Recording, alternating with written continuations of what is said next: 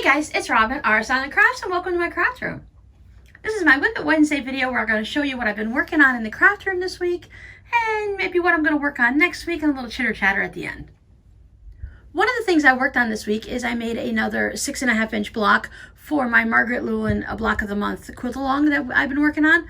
Everyone's done with it. They're all putting their sashing and stuff on like that, but because I'm making the 6.5-inch blocks, I needed to make some more to move it from a baby quilt up to a lap quilt, and this is the one simple one that I did. And the reason I did this is over on Patreon, every Sunday I put up a new video for the different tiers, and this past one I did how to web a block, how to stitch it together so that all the pieces stay together and then you don't cut your thread every time you do a seam and stuff like that. So we did that this past week. I just went with the simple 9 patch because it's the easiest way to show webbing. And then I just need to go ahead and make several more blocks and decide how big I actually want to make the quilt and decide on sashing and stuff like that. I just haven't had the headspace to sit down and go through that with pen and paper and figure it out. I showed you guys a similar pouch to this last week. It had a gold zipper. This one has purple. I'd asked, if anyone was interested. I was putting them in the shop, let me know. And 2 people were interested, so I made a second one. This one hasn't been shipped out yet. I went with the same green grass paint stripe lining. I do kind of like it with the purple zipper. I told you last week that I wasn't sure about it and I didn't like that purple that I had, but now that I put it in, I actually like it. And it does draw out a bit more of the purple. So there's one of those scissors pouches. And since I was in the thought process of scissor pouches, I went a little crazy and I started the assembly line process to make some more. These are all ready to start stitching together with the zipper. We've got the woodland animals,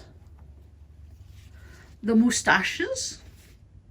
I'm almost out of this fabric. I really like that fabric. Then we have some flowers and some more flowers. This is like a 30s repro print type feel to it to me. Pepsi Cola. Hello Kitty. I'm almost out of this fabric too. I've had this fabric for a very long time. Like 2005 maybe? Water lilies? Is that what these are?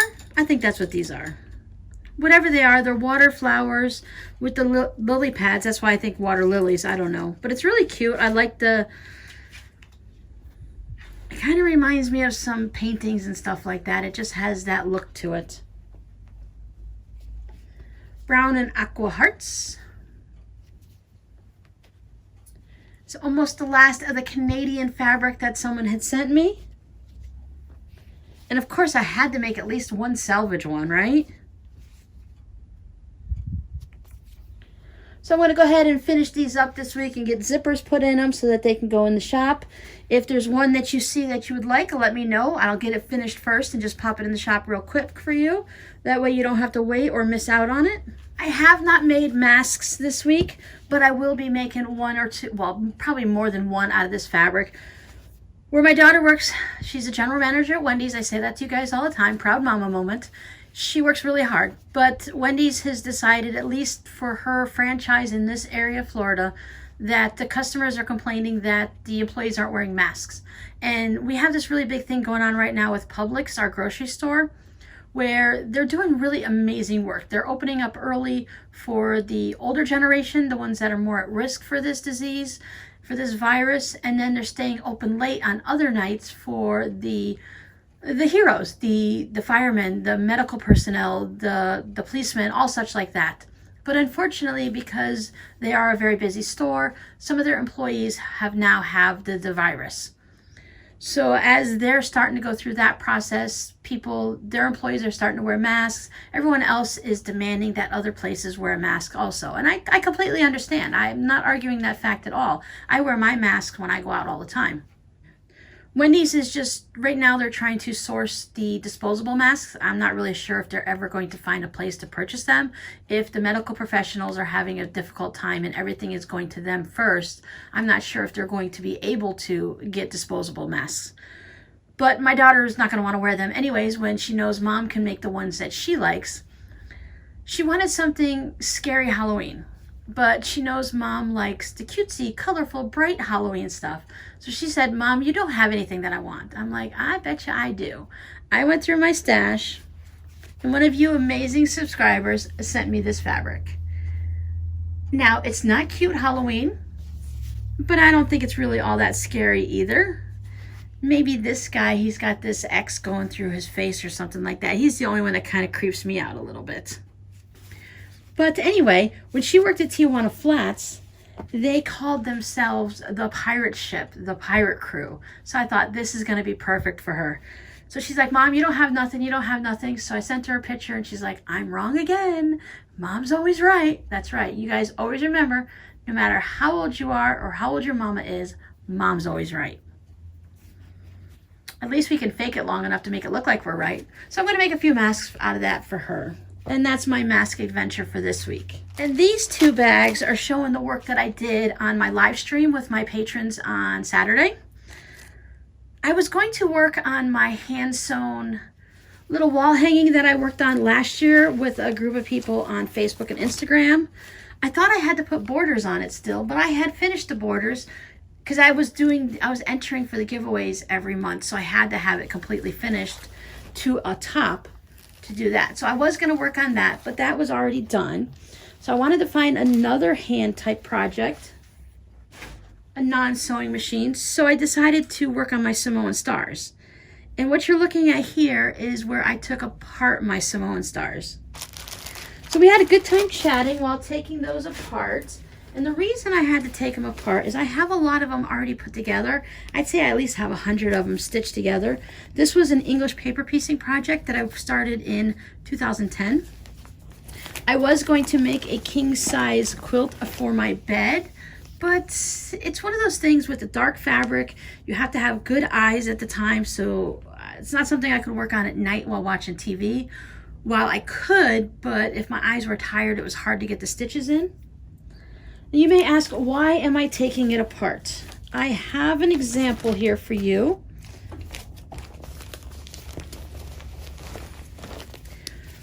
At one point when I was working on this, I'd been working on it and a lot of my stitches were nice and tight and it was fine, but I was doing it with a group once again, and they're like, you really only need 10 or 12 stitches to go across this seam. You don't need to put a lot, because I was putting, I think I was counting 32 at the time, 25 or 32. I was putting really tight because, you know, I figured the closer they are, the tighter they are, the longer it's going to last. I'm always worried about a hand stitching quilt versus a one that's machine stitched. And I always remind myself, Robin, hey, they were making these way back, what, in the 1800s, and if not before, and they were sewing things by hand then. They made clothes. So if people could hand sew clothes before they had the treadle machines, because not everyone had a treadle sewing machine, that if they could hand sew their clothing for their guys to go out and work, I can hand sew a quilt and make it last, right? Apparently I can't, because I listened to someone else instead of going by my gut, and I've learned over the years that I need to start listening to my gut more often. Well, I figured other people knew more than I did and were more knowledgeable. Let me try what they were saying.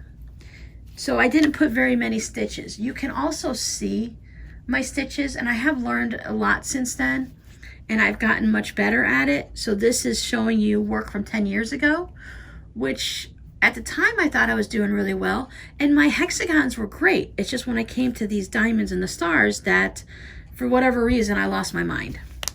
Let me see if I can show you the problem. You see how that pops open like that? Now, I discussed this on my Talk to Me Tuesday last year, and all those ladies who have more experience than me told me that if I leave this, I thought maybe I could quilt, do some type of stitch over here to hold it down. And they said that they had tried that themselves, and that if I go ahead and do that, I'm going to probably be upset in the future because their quilts still had problems. See, now this one is a lot better. You can see many more stitches.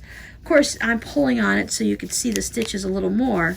So they're not all falling apart, but I decided to go ahead and take them all apart to go ahead and see that. That's just not going to make it. So that I know all of them are going to be done now. They're going to be done with, I'm using a hand quilting thread. I heard that there's also hand piecing thread, so I might look into that.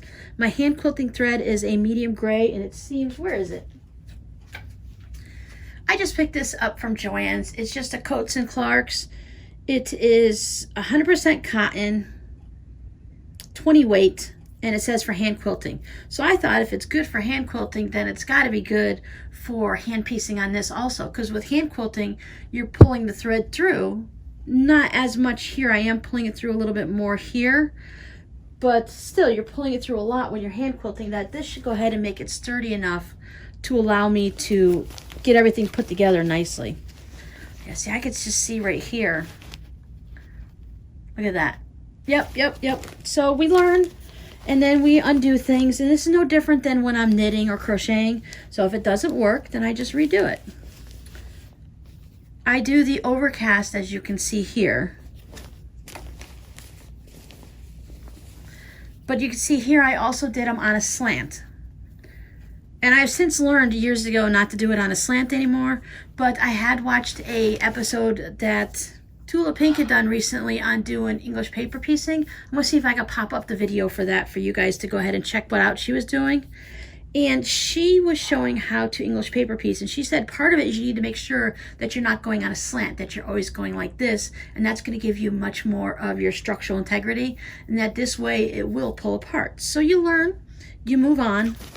I am going to be taking apart all of these, all of these, all of these, and all of these, and I'm going to be starting over my, this was going to be my 5-year quilt, but now it's going to be, I'm going to start all the timer right back over again. It is going to be a long-term project. I'm not upset that I have to take it apart, because who am I going to complain to? I mean, it's my own fault. And I'm actually not too upset even more, because I had went with this design where you see you have that basic hexagon.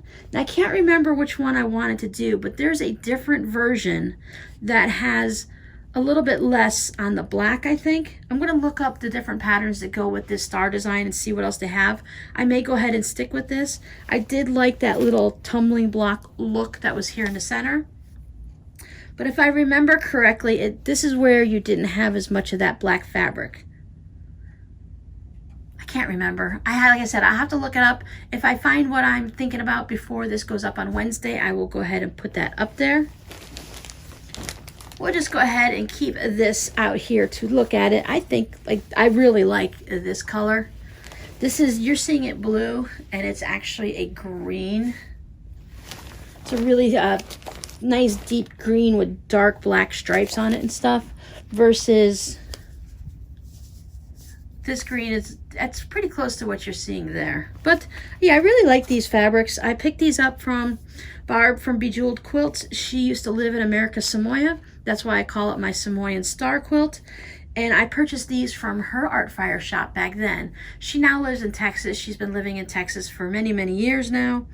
But this was something that I was slowly hoarding these, and I knew that this is what I wanted to do.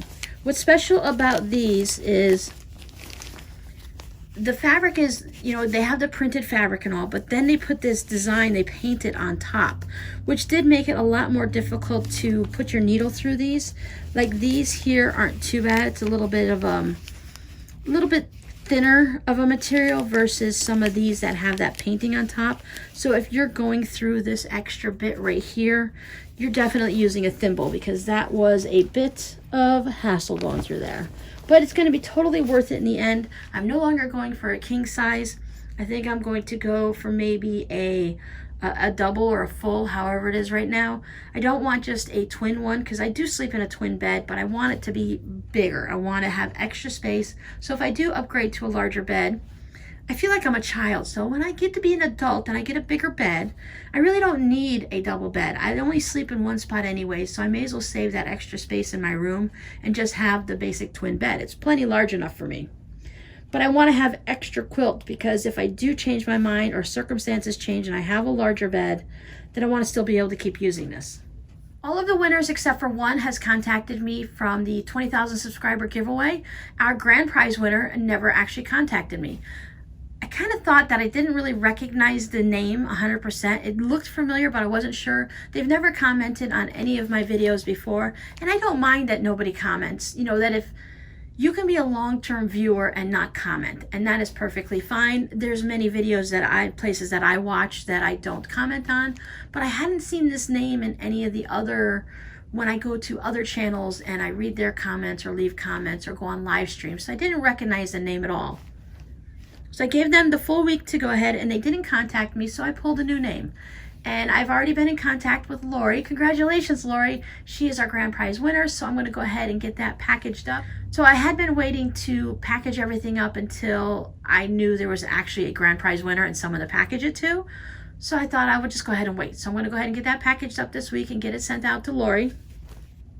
So then I am going to work on those scissor cozy case zipper pouch, whatever. I got to come up. I don't remember what I put it in my art fire. I think I listed it as I might have put a whole scissor cozy zipper pouch, but I think I went scissor zipper pouch for the title. Whatever. I'm going to work on those this week and get those all finished up so they can go into the shop. I'm going to give myself a few minutes every day to relax and just pick this apart, because actually taking it apart is very calming and relaxing. It's not a frustration like I sewed a quilt block together wrong. I got to take it apart 3 times to get it right. I'm actually just taking apart something, and it's going to become something new. So it's not really frustrating to me. Now, I'm still a little bit jumpy on everything, so sorry for going from conversation to conversation, but this is not anything new. You guys have seen it before. In case anyone asks, I do use freezer paper. I have had videos on how to do how I do my English paper piecing, not how you should. I did do the glue method on some of these, but the other ones that I did the thread basting. So some of these are thread based and some of these are glued. And as you can see, most of the ones that are glued are these outer black ones that I started trying it. Then I decided I'm not a big fan of it. But I'm not worried about not having the paper in here anymore. This has been put together for a couple years. Everything's been pressed really well with a hot steamy iron. And I already have the seams have been sewn down once. So I'm not really worried about losing my shape. And if it does, well, then I do, right? If I notice that I'm starting to have a little issue, I have plenty. I've saved my papers. I can make new. I can always just pop them right back in there. But I think I'll be fine just following the previous stitching and stuff like that. Especially the ones that have been painted like this, I'll be able to see those holes easily. So I'm going to work on that a little bit every day. I wanted to give you guys a little sneak peek on this Friday's tutorial. Now as you know, I've been making masks just like everyone else, and I've been putting the elastic in it. These are the 1/4 inch flat elastic, and I also have the rounded ones on the masks that are more, I've been calling them the shaped ones. And as any person who's been wearing their mask for a little while now, they know that it can be really painful on your ears. I wear glasses and my ears are pretty tough in that area for them, but this lays in a different spot. So it does get a little bit painful on your ears. It does rub on it. And those medical personnel and anyone who has to wear it for a full shift of work, they totally understand how uncomfortable this is. A few weeks back, my daughter sent me a link to make a crochet band that goes across the back that you could wrap this around and it would make it easier. So if the elastic is too long or it bothers your ears, that this would take it off of your ears and put it around the back of your head. But I've been dragging my feet. I didn't want to crochet a whole bunch of those, and I thought a crochet would be kind of hot on the back of the head. It might not be, comfortable. It'd be thick and stuff like that. So now I was thinking, well, I can sew them, right? So our project this week is going to be ear savers. If you go ahead and search it here on YouTube, I thought I was like, hey, well, if they can have a crochet version, I can have a sewn version, right? I'm really smart. No, everyone else is doing it too. Just like the mask, there's 1,000 patterns for it. There's a bunch of patterns for these, but I'm going to go ahead and talk you through my process and show you how I am making these. So basically, I don't have the good buttons on. These are just whatever ones, because these are my test ones that I was doing. You would put the elastic on it like this. You'd put it on your face and behind your head, and then the elastic would sit like that. As I said, these buttons are not the right size for this elastic, so it doesn't really work very well. Plus, it works better when it's on your head. I have worn one and I've tried it out and I like it. So you have this on the back of your head, and then you have your mask, and this keeps the elastic nice and tight. It keeps the mask nice and tight on your face, and it doesn't hurt your ears. So we're going to work on those on this Friday's tutorial, so you can look forward to that. Let's have something pretty to look at while we're talking. So the only thing left that's going on in my life is I have been out working in the yard. We We had one day it was 94 degrees, and the very next day it was 66 degrees. I have never seen such a drop in temperature in April in Florida since I've been here. And I've lived here since I was 13. So I've been here since 82. So that's a long time. That's 38 years. That's a long time. That's, the majority of my adult life. So I thought, wow, that is really crazy, because we had a cold front come through and it rained and it just kept the temperatures beautiful. And I thought, oh, amazing. So it kind of like motivated me to get back out to working into the yard, because for a while there, 94 degrees, 96 degrees, we were heat indexed into the hundreds already in April, which is crazy. Everything's mellowed back down. We're in the upper 80s and low 90s, so things are okay. So I've been pulling some weeds and I've been checking out my grass and deciding what I'm going to do with my yard. So one of the problems I've had is last year we started to get some snails. We've always had the little round ones that I call cinnamon roll ones. They're just the flat ones that have that cinnamon roll look to it. These are the ones like the beach shells that has that long cone that goes like this. So we've been having a lot of those snails. Now we had a decent amount last year. I'm like, okay, whatever. I would pick them all up, and put them in. You can put a little water trap with some salt or beer or baking soda. I can't remember what I did. You put it in the ground all throughout the garden, and the snails would crawl into it, and then they would die, right? So, okay, so I did that last year. But then all of a sudden this year, we went from maybe 100 snails to like 1,000. They have multiplied. It's crazy. One of the interesting things I did note that the snails with the long shell like that, like the beach shell, their babies are like really, really tiny, and they have that shell on it. So that shell is like, however they're born or whatever, it grows onto it afterwards. I don't know. I have to really Google it to see, because that is kind of really interesting that the little itty bitty tiny ones have a shell, and the shell just grows with them. They're not like hermit crabs where they leave it and they go get a new shell. It just keeps growing with them. I believe, if I remember my schooling from back when, it's like your nails. It's like that same type of material that will just keep growing with the snail to a certain size. These guys get pretty big too.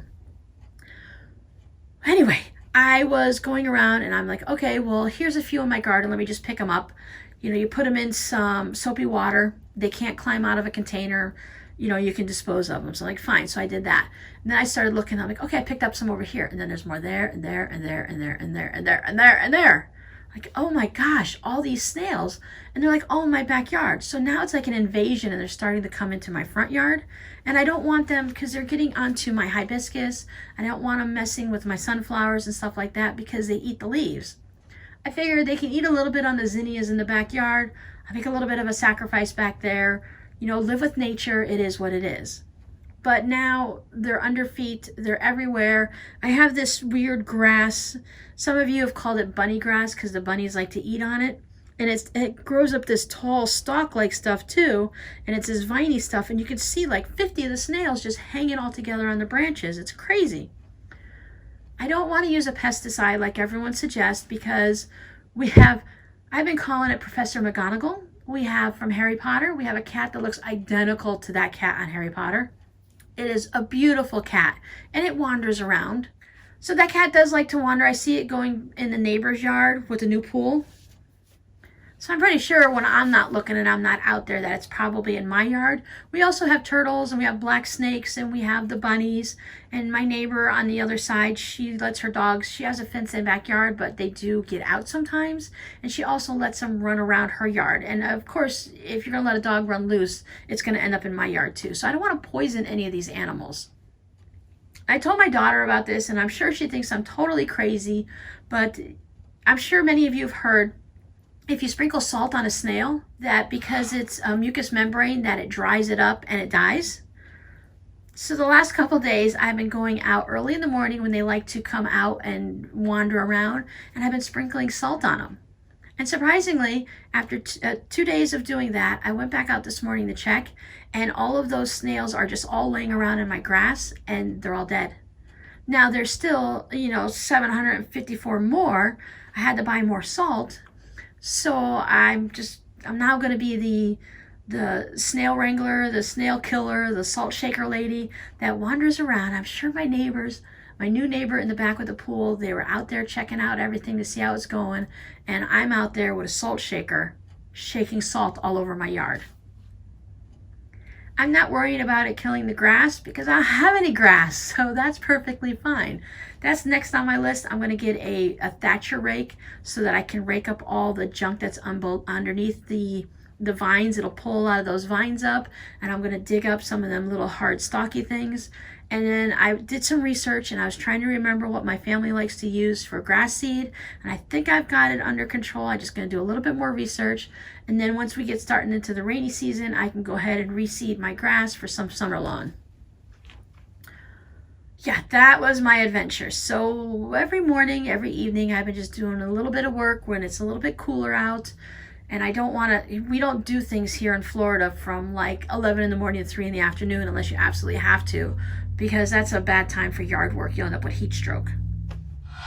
So my plans for the week now are to make the ear savers, make more of these pouches out of the fabrics you've seen, and to sprinkle salt on all of my snails. And no, I won't be eating them afterwards. They'll be well seasoned, but I'll leave those for the birds, who aren't doing their job. They should be eating more and more snails, right? Don't you think? I would think birds would go after the snails, but they're not doing their job. So I hope everyone is staying healthy and staying safe. I like to write in my comments, stay healthy, stay safe, stay scrappy, because while we're home and we have the time, let's work on some of our projects and play with some of our scraps. And I'll see you guys next week. Bye. So this time I remembered to do the video before I put these postcards in the mail, but I forgot to do the video before I got them ready to go in the mail. So they are in their little shiny wrappers. I'm just gonna go ahead and hold them up here, and hopefully we can avoid any of that little shiny reflection. So they are a little crinkly, but I think we can do this. I made some salvage ones because right now they are my favorite, and I've been having a lot of fun doing them. This one, Sarah Jane fabric, has this hopscotch thing on it. I'm guessing the whole fabric was that, so that was really cute. I really like that fabric. Some of this is current from the salvages I've saved, and some of it is from the salvages that I received as a gift. This is a fun one. I really like when they have the numbers on it and stuff. I like the words too, so you can see who did it. But sometimes I just like to have the numbers. And I know it's silly to say, but the numbers match the fabric. So it's really nice to how it all goes together, but that's the whole point of it. So you can see all of the colors all in one shot when you're purchasing the fabric. I tried to go for a little more subtle, and then I went crazy because that's always what I do, right? And then I started to do some quilt as you go. I've showed you guys how to do this with the batiks on a zipper pouch, but I decided it might be fun to do on a fabric postcard. And I used yellow thread, a very light, I think this is my medium yellow, to went around it because I thought it kind of went with the gold, and I'll show you which fabric I wanted to match it to when I get to it. But so there's one. I just took, I'm sorry whoever gets this one, but there's a thread in there. Can you see it? You'll know it's yours now, right? Darn it, I'm so sorry. Okay, anyway, so here we go. So some of this fabric, I thought that the yellow kind of golden would look really good with. When I've done them in the past, it's more, oh gosh, look, I'm a terrible, terrible person. Look at that one. I am so sorry, look at that. Well, now you know they're all from me, right? Because they all have a little bit of a piece of thread stuck in it. But anyways, before when I did it, I used like a medium light gray so that would kind of blend in. But this time I decided I want the quilting to actually show. And this is the fabric that I was matching it to. I thought it went kind of good with that. I don't have a gold thread, but that yellow was kind of golden. Some of these, as you see, are wonky and some of them are straighter. And it all depends on what I started with. I did these kind of log cabin style where you start in the center and you just keep adding them and going around and around. So some of my pieces, I didn't bother trimming them up straight. I just let them be crooked. See, even here you have some that are going off to an angle right there. This is not even a full piece of fabric. This was a sliver that I added in because I knew I would just need that little bit extra to fill in that space. I don't know if any of them have a right side up or a wrong side up. They're all just about the same, unlike the salvages where I tried to keep them all going in that same direction. So when you receive these, after you remove any of your threads, I'm so sorry, then you can decide which way is up. I think it's all in the eye of the beholder, as they say, right? Like for me, this one feels upside down. And this way it feels right side up. I don't think it really matters, right? Upside down, right side up. I had just this one piece of dark. I'm not sure if it's more of a black or a deep, deep dark brown. I think it just changes as the colors on here change while your eye picks it up. But I knew I didn't have any dark, and I didn't use it in a lot of these, but I just thought I wanted that one good bold stripe to go off to the side.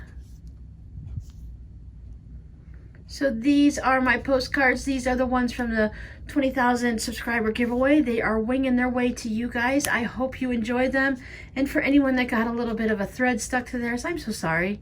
I know you guys understand. You've made quilts before and found a thread even after it comes out of the washer a couple times. Okay, I'm going to stop this video so I can go pop these in the mail so you guys can receive them soon. Thank you. Bye.